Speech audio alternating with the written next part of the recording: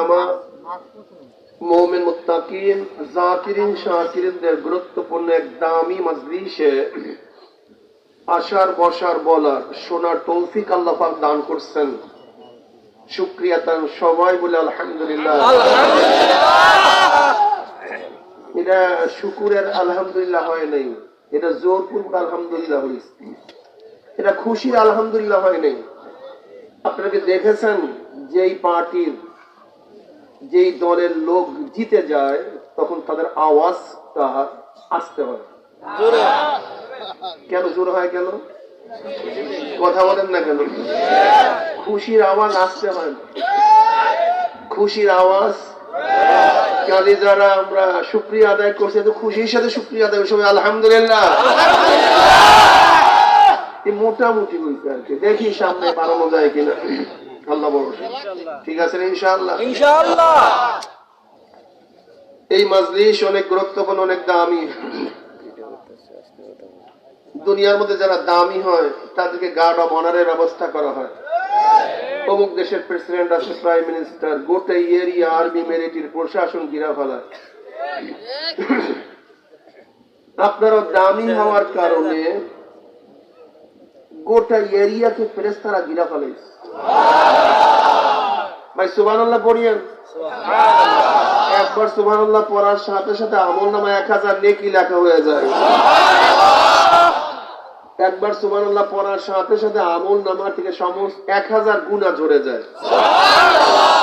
এই যত দূর আওয়াজ সুবহানাল্লাহর আওয়াজ পুষছে, যত দূর, এর মধ্যে যত কাঁচা পাকা, যত শুকনা এবং তরুলতা যাহা কিছু আছে, যারা আপনার জিকিরের আওয়াজ শুনছে কিয়ামতের ময়দানে জাকিরের পক্ষে সাক্ষী দিয়ে দেবে। দারুণ, অনেক ভালো। এই মাজলিস এত গুরুত্বপূর্ণ, অনেক দামি। আমি অনেক সময় বলি এটা ধুলাই কারখানা। যেরকম ময়লা কাপড়গুলি ধুলাই কারখানায় দেওয়া হয়, যখন ধুলাইওয়ালা ফেরত দেয় পরিষ্কার, ঠিক মাজলিসে যখন ঢুকছিলাম আমল নামায় গুনার বহুত ময়লা ছিল, কালি ময়লা। আল্লাহ পাক কবুল করলে মাজলিস থেকে বের হয়ে যাবে, গুনাহ সব সাফ হয়ে যাবে। শুধু সাফ বলেন, গোটা গুনাহকে আল্লাহ পাক নেকের দ্বারা পরিবর্তন করে দেবেন। মা মিন কওমিন ইসতামাউ ইয়াসকুল্লাহ তাআলা লা ইউরিদুনা বিযালিকা ইল্লা ওয়াজহাহু ইল্লা নাদাহুম মুনাদিম মিনাস সামাই আন কুমু মাগফুরাল লাকুম ক্বাদ বুদ্দিলাস সাইয়্যাতুকুম হাসানাত। যখন কোন সম্প্রদায় জিকিরের জন্য বসে, জিকির শেষে যখন জাকিরিন মাজলিস ছাড়তে থাকে, একদল আহ্বানকারী ফেরেশতারা আসমান থেকে ডাক দিয়ে বলে, জাকিরিন সুসংবাদ শোনো, আল্লাহ পাক তোমাদের গুনাহ খাতা সব মাফ করে দিয়েছে। শুধু মাফ করছে তাই নয়, তোমাদের সমস্ত গুনাহকে আল্লাহ পাক নেকের দ্বারা পরিবর্তন করে দিয়েছে। কি দারুণ না? অনেক মজার মাজলিস। খুব সংক্ষিপ্ত আলোচনা করব, খেয়ালের সাথে শোনা চাই, খুব খেয়ালের সাথে। আমার তন মন, আমার শরীর এবং মন একই জায়গায় থাকবে। আল্লাহ পাক আমাদের সবাইকে কথাগুলির উপর আমল করার তৌফিক দান করেন। আল্লাহ পাক কালামে পাকের মধ্যে ফরমান, হুয়াল্লাযী বা'আসা ফিল উম্মিয়্যিনা রাসূলাম মিনহুম ইয়াতলু আলাইহিম আয়াতিহি ওয়া ইউযাক্কিহিম ওয়া ইউআল্লিমুহুমুল কিতাবা ওয়াল হিকমা ওয়া ইন কানু মিন ক্বাবলু লাফি যালালিম মুবিন। ওই সত্তা, হুয়াল্লাযী, কোন সত্তা? যিনি প্রেরণ করেছেন উম্মীদের মধ্য থেকে একজন উম্মী রাসূল। কি কাজ? ইয়াতলু আলাইহিম আয়াতিহি, তেলাওয়াত করে শোনাবেন আল্লাহ পাকের আয়াত সমূহ, তাজকিয়া নফস করবেন, আত্মশুদ্ধি করাবেন, কিতাবের শিক্ষা দান করবেন এবং হিকমত বয়ান করবেন। হিকমত অর্থ ব্যাখ্যা, কোরআনের ব্যাখ্যা, ঠিক না? আমার নবীর 4টা কাজ এই আয়াতের মধ্যে বয়ান করা হয়েছে। এর মধ্যে একটা হলো হিকমা, তিনি আয়াতের ব্যাখ্যা প্রদান করবেন। এর দ্বারা আমি জবাব দিতে চাই, যারা আহলে কোরআনিয়া মনে করেন আমাদের জন্য কোরআন যথেষ্ট, হাদিসের প্রয়োজন নেই, এদেরকে বলে আহলে কোরআনিয়া। এই যে বাইজিদ খান পন্ডিত এরা হাদিস মানে না, এরা তো কিছুই মানে না, এটা তো ইমানের অবস্থাই নেই, কথা ঠিক না? একদল আছে যারা কোরআন মানে হাদিস মানে না। আমি ওদেরকে বলবো হাদিস না মানলে কোরআনও মানা যায় না। বলে কেন? দেখেন আল্লাহ বলে ইন্নাস সালাতা কানাত আলাল মুমিনিনা কিতাবাম মাওকুতা। আল্লাহ পাক নির্দিষ্ট সময় নামাজকে কি করেছেন? ফরজ করেছেন। কি সময় হয়? নির্দিষ্ট সময় নামাজকে ফরজ করেছেন। তা আয়াতের দ্বারা নির্দিষ্ট সময় নামাজ ফরজ প্রমাণিত। এটা কি ভাই? প্রমাণিত। কিন্তু আমাকে গোটা কোরআনের মধ্যে দেখান তো যে 5 ওয়াক্ত নামাজের এইটা শুরু এইটা শেষ, এরকম 5 ওয়াক্ত নামাজের ব্যাখ্যা কি কোরআনের মধ্যে আছে? নির্দিষ্ট ওয়াক্ত আছে, কিন্তু ওয়াক্তের ব্যাখ্যা কোরআনের মধ্যে নেই। এই ওয়াক্তের ব্যাখ্যা কি দিবে? আমার নবী। জোহরের আউয়াল ওয়াক্ত এখানে, আখির ওয়াক্ত এখানে, আসর শুরু এখান থেকে শেষ এখানে, মাগরিব শুরু এখান থেকে শেষ, এশা শুরু এখান থেকে শেষ, ফজর শুরু এখান থেকে শেষ। কোরআনের মধ্যে শুরু শেষ নাই, আছে ওয়াক্ত, নির্ধারিত ওয়াক্ত, কিন্তু সেই নির্ধারিত ওয়াক্তটা কি, এটা ব্যাখ্যা কি প্রদান করবেন? আমার নবী। কাজী নবীকে বাদ দিয়ে কোরআন চলতে পারে না। কি কথা ঠিক না?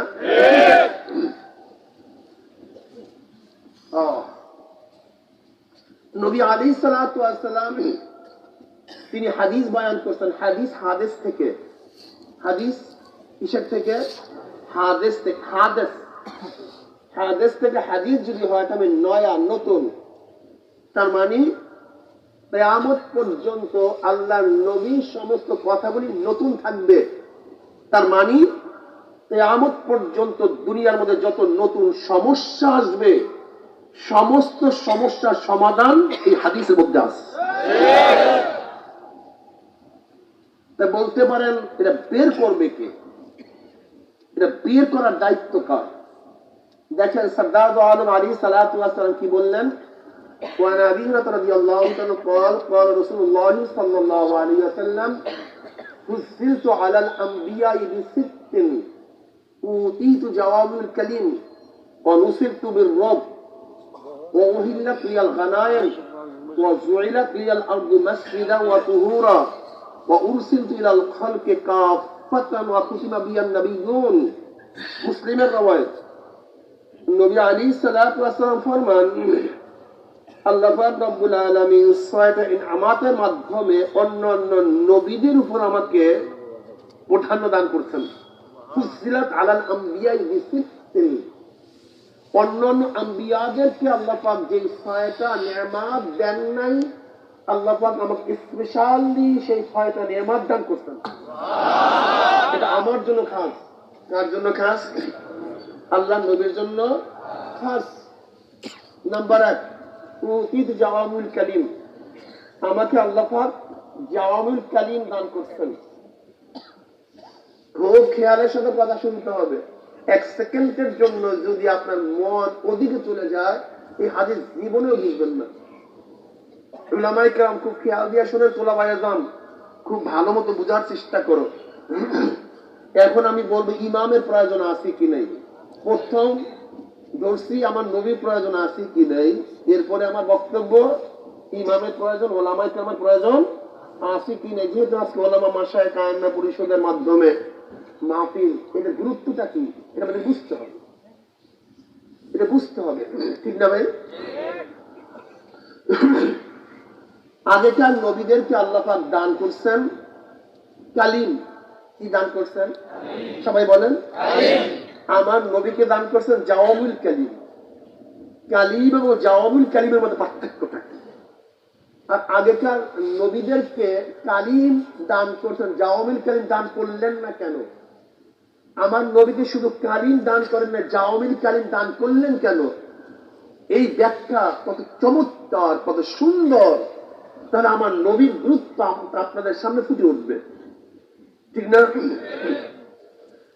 আগে বুঝতে হবে, আগেকার নবীরা নাজেল হইতেন, প্রেরিত হইতেন কোন এক নির্দিষ্ট এলাকার জন্য।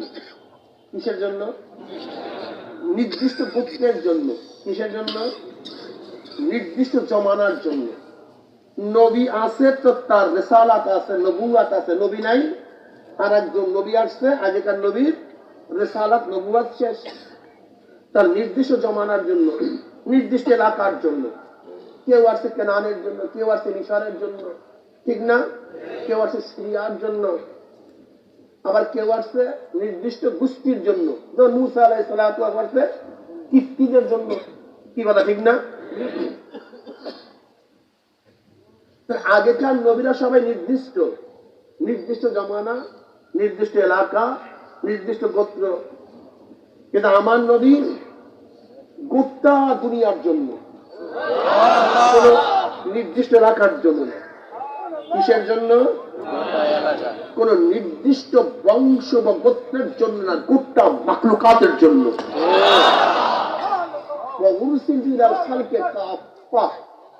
আমার নবী গোটা মাখলুকাতের জন্য, শুধু মানুষের জন্য না, শুধু বাংলাদেশের মানুষের জন্য, আমেরিকা বা সৌদি মানুষের জন্য নয়, গোটা মানুষের জন্য আমার নবী প্রেরিত হয়েছেন। কোন নির্দিষ্ট জমানার জন্য নয়। আমার নবী ইলা ইয়াউমিল কিয়ামা পর্যন্ত জন্য নবী। আমার নবীর জমানা অনির্দিষ্ট, আমার নবীর এলাকা অনির্দিষ্ট, আমার নবীর গোত্র অনির্দিষ্ট। কি?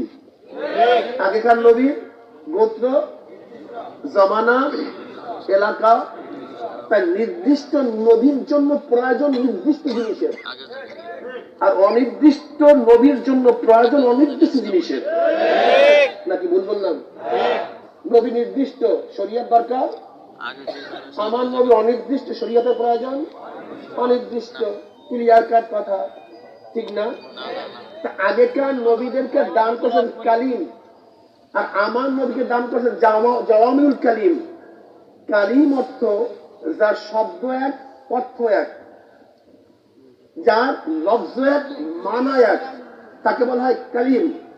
আর জাওয়ামুল কালিম বলা হয় যার লফজ এক, মানা অনেক, শব্দ এক, মানা ব্যাপক।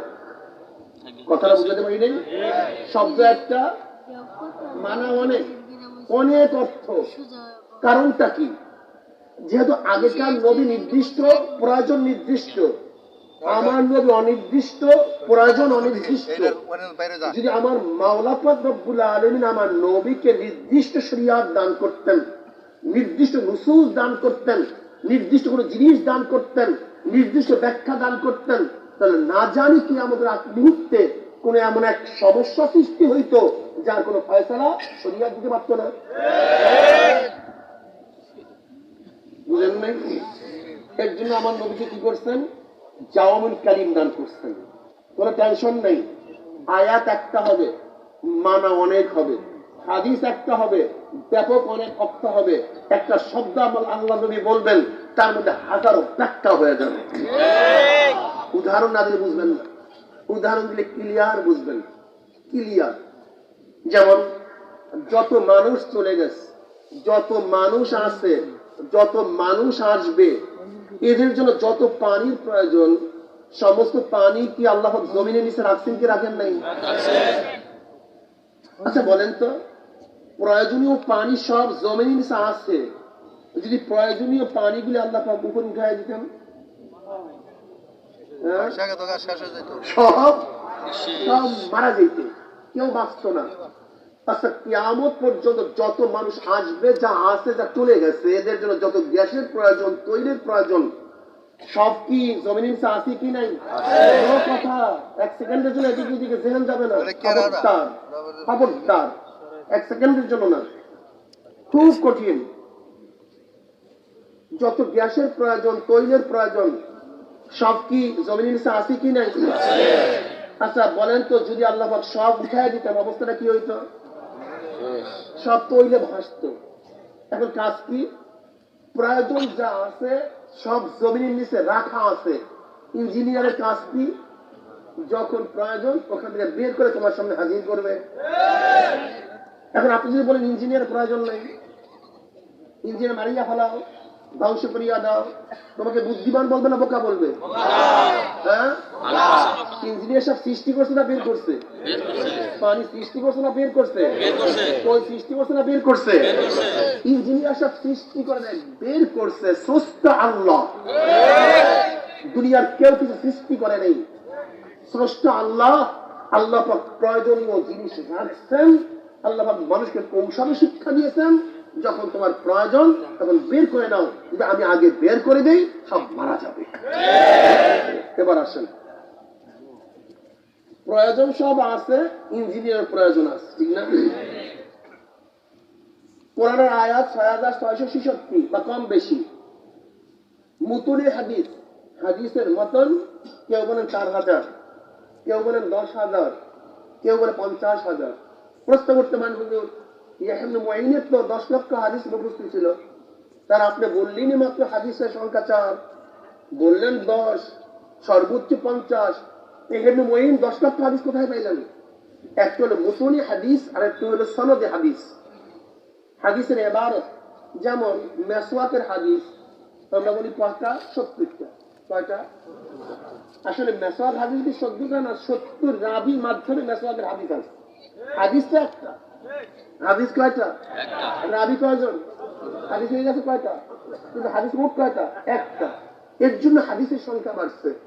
মূল হাদিস, নতুন হাদিস কেউ বলে ৪,০০০, কেউ বলে ১০,০০০, কেউ বলে ৫০,০০০। তাই ধরে নেন ৫০,০০০, আর পুরোনো আয়াত ৫৭,০০০, তাহলে মোট হইল ৫৭,০০০ হাদিস কোরআন মিলে। এর নাম নস বা নুসুস। তা মোট নসের সংখ্যা নির্দিষ্ট ৫৭,০০০, কিন্তু আমার প্রয়োজন ছিল অনির্দিষ্ট। প্রয়োজন ছিল কিন্তু নস নির্দিষ্ট। ৫৭,০০০, ৫৭,০০০ এটা নির্দিষ্ট না? সমস্ত সংখ্যা নির্দিষ্ট হয়, সমস্ত সংখ্যা কি হয়? খাস হয়, নির্দিষ্ট হয়, ঠিক না? তা আমার প্রয়োজন ছিল অনির্দিষ্ট, কিন্তু নস, নুসুস, হাদিস ও কোরআন নির্দিষ্ট, কিন্তু প্রয়োজন ছিল কি? এখন কি হইল? দরকার তো অনির্দিষ্ট, কিন্তু নস তো নির্দিষ্ট। এখন আল্লাহ পাকের হিকমত কি? এই নির্দিষ্ট নসের মধ্যে অনির্দিষ্ট হাজারো মাসাইল রাখিয়া দিছে, যখন তোমার প্রয়োজন হবে ইমামরা সেখান থেকে বের করে নিবে, বের করে নিবে। এবার আসুন কেমনে বের করে শুনুন।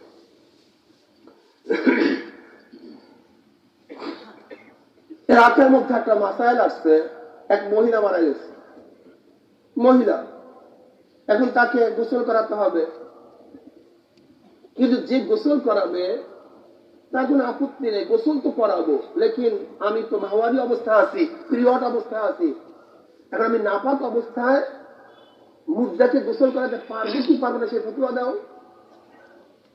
বিশাল মাসালা, কি কথা ঠিক না? এখন যাও ফতুয়া নিয়ে আসো, গেছে। যেহেতু মুসলমান, ফতুয়ার বাইরে কিছু করার শক্তি নেই।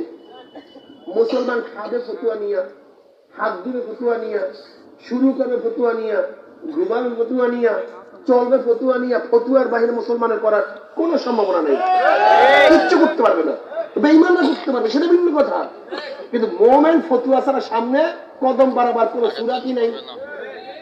গোসল তো করাবো, কিন্তু আমি তো অপবিত্র, কিন্তু আমি গোসল করাতে পারবো কি পারবো না, ফতুয়া দাও।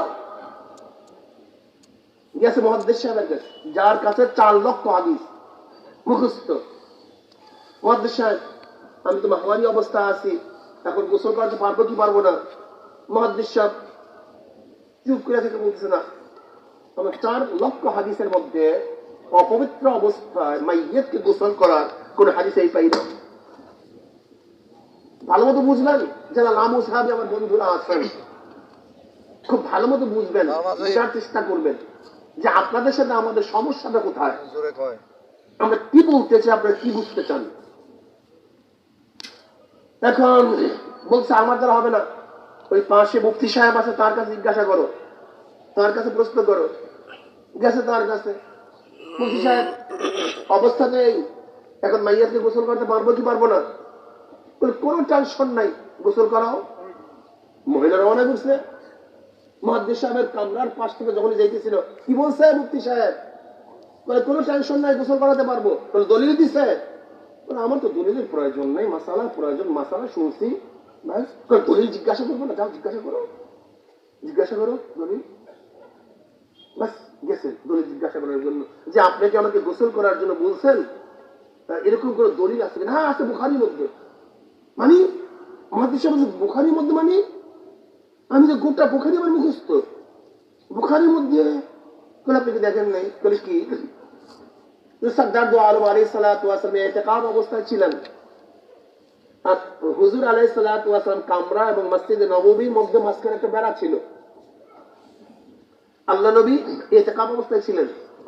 ইতিকাফের সময় তিনি তার মাথাকে হুজরার মধ্যে ঝুঁকায় দিছে, মাথা হুজরার দিকে ঝুঁকায় দিছে, শরীর মসজিদের মধ্যে।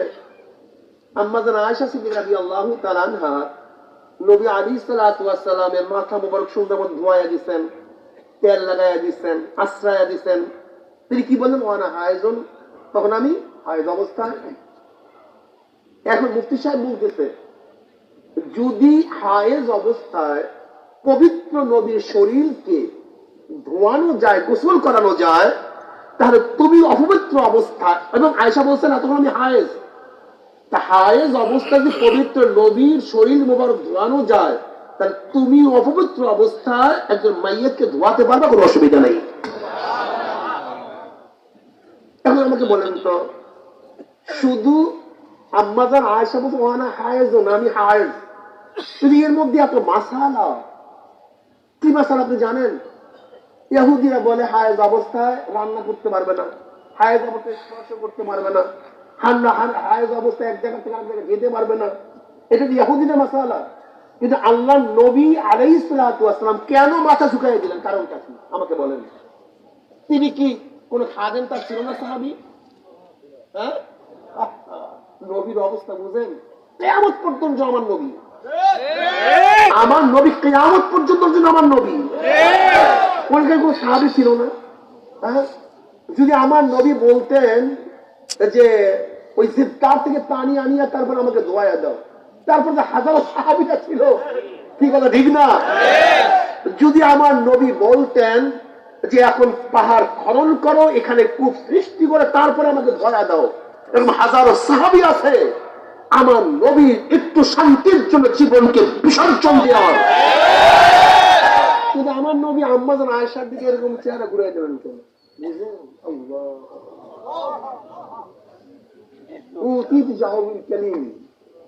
আমার নবীকে আল্লাহ জাওয়ামিল কালিম দান করছেন।